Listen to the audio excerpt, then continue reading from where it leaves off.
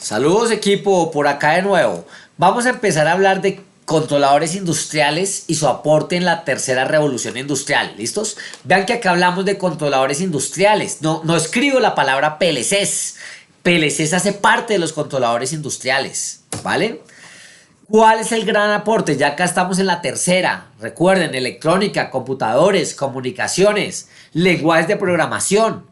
¿Sí? Gracias a este avance es que pudimos mejorar la automatización, ¿sí? En el mundo. Bueno, entonces hablemos. Bueno, ¿qué es un PLC, cierto? Acá en la imagen pueden ver, esto es, digamos, si recordamos el ISA 95, pirámide de la automatización, como les decía, vean que acá vemos nivel de campito, ¿cierto? Porque hay un motor, hay actuadores. Vemos acá el nivel de control. Tenemos tres controladores, ¿sí? Y también vemos acá el nivel, ¿cierto? Vean nivel de SCADA, ¿sí? ¿Listos? Acá está el nivel de SCADA. Bien. Nosotros ahora que nos vamos a enfocar en este video, a entender qué es un controlador industrial, para qué sirve. ¿Listos? Entonces, les pregunto, ¿qué es? ¿Sí? ¿Han escuchado algo? ¿Listos? Entonces, ¿qué es? Pues yo siempre hago la comparación con un computador personal. ¿Qué es un computador personal? Entonces uno dice, no, pues es una máquina que, mejor dicho, donde no existiera yo no podría vivir. Podemos decir ya la mayoría, ¿sí o no? ¿Qué partes tiene? Tiene una CPU, tiene una fuente de alimentación, tiene periféricos de entrada, periféricos de salida, ¿cierto? Se puede comunicar con otras máquinas, ¿verdad? Eso es un computador personal. Si hacemos una comparación con lo que es un PLC, podríamos decir que un PLC o un controlador industrial, ¿cierto? Digamos que siendo más generales, es un computador para uso industrial y controla procesos industriales, ¿sí? La sigla es, vean, es un controlador de lógico programable. O sea, yo ya puedo meterle logiquita a través de un lenguaje de programación y que él haga lo que yo quiero, ¿cierto? Obviamente, se sigue manteniendo algunas conexiones cableadas. Ya van a llegar todas las señales cableadas, ¿sí? Y salidas cableadas. Pero ya simplemente me llegan y me salen y yo puedo programar estas entradas que me hacen para estas salidas. Que esto hacerlo antes en lógica cableada era ponerme a quitar cables, ¿sí?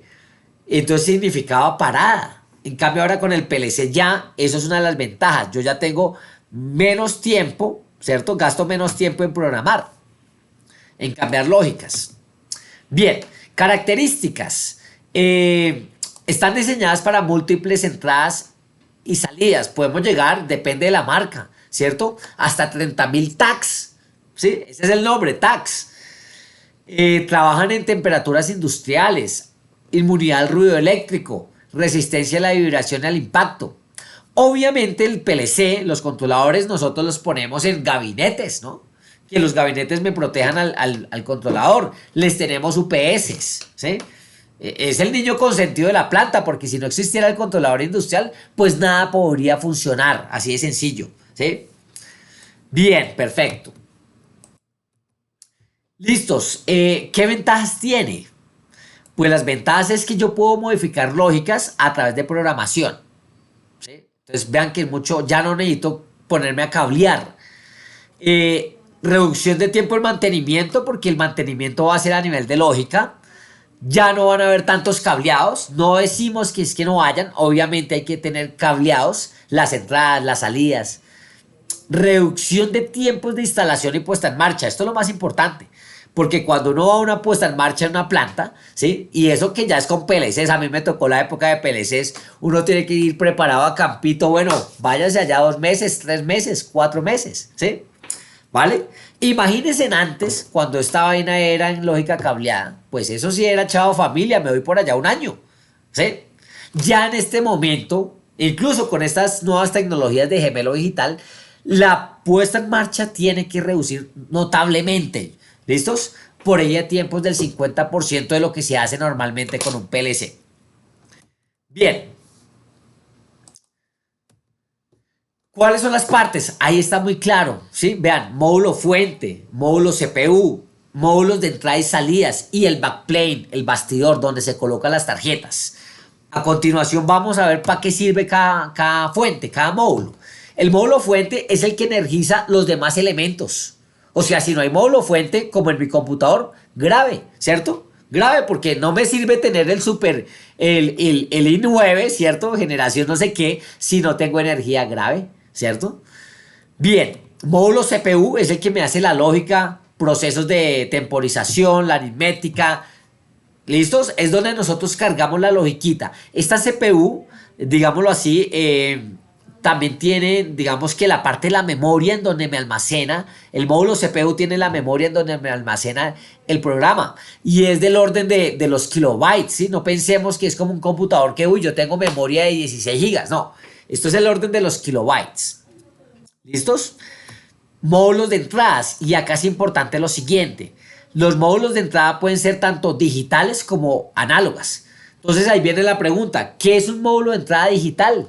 ¿Qué es un módulo de entrada análogo? ¿Sí? Entonces un módulo de entrada digital lo podríamos definir, yo recibo o no recibo tensión, ¿vale? Un ejemplo, recibo 24 voltios, entonces el PLC lo entiende como un 1. Recibo 0 voltios, realmente es un rango, recibo menos de 4 voltios, él lo entiende 0. Pero acá también viene algo súper interesante de los PLCs. Hay varias especificaciones de tarjetas. Pueden ser de 12 voltios, 24 voltios, 120 voltios AC, ¿sí? ¿Vale? Pero entonces lo principal es que las entradas digitales es recibo tensión o no recibo tensión. Las entradas análogas pueden ser de corriente o de tensión. Recibo un rango de 0 a 10 voltios o recibo un rango de 4 a 20 miliamperios. Ejemplos de entradas de módulos de entradas análogas. ¿Qué pueden recibir? Transmisores, pueden recibir switches de posición, ¿sí? Estos son, digamos que a nivel de campo, a nivel de instrumentación. Módulos de salidas. Entonces, los módulos de salidas, ¿qué hacen?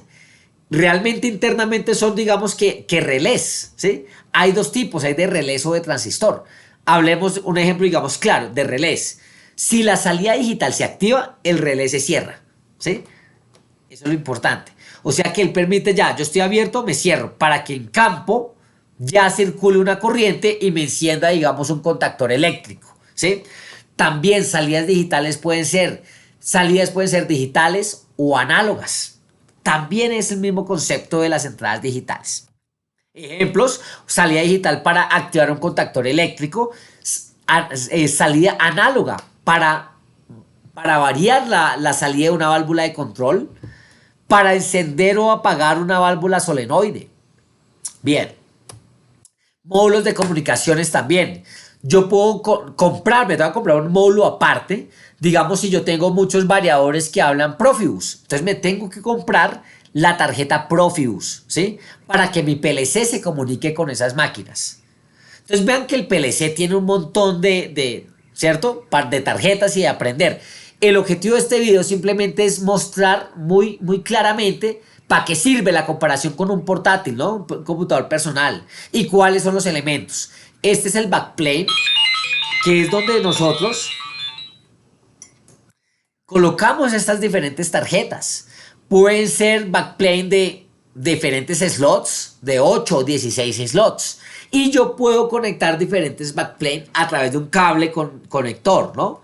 También depende de la CPU, si me acepta 8 slots, pueda que alguno me acepte 32 slots, etcétera. ¿Listos? Entonces, bueno, muchas gracias. Nos vemos en el siguiente tip que ya vamos a empezar a programar. Hasta luego.